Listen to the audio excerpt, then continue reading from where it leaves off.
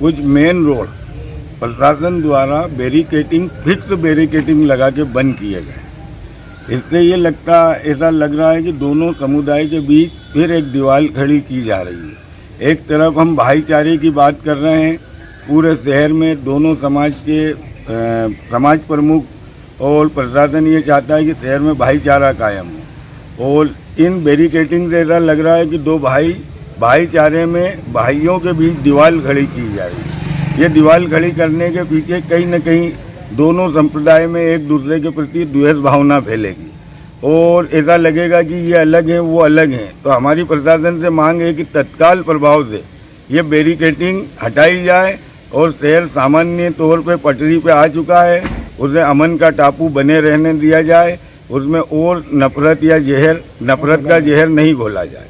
आज तक मैंने कभी ऐसा देखा नहीं। मैं भी मीडिया से भी जुड़ा रहा हूँ और एक जागरूक नागरिक हूँ। कभी मैंने 20-30 साल के उसमें कैरियर में कभी ये नहीं देखा कि किसी जगह दो संप्रदाय के बीच शासन प्रशासन या मोहल्ले वालों ने दीवार खड़ी करके या बैरिकेटिंग करके दोनों जिसको अपन कह लें एक तरह से लाइन ऑफ कंट्रोल खींच दी गई।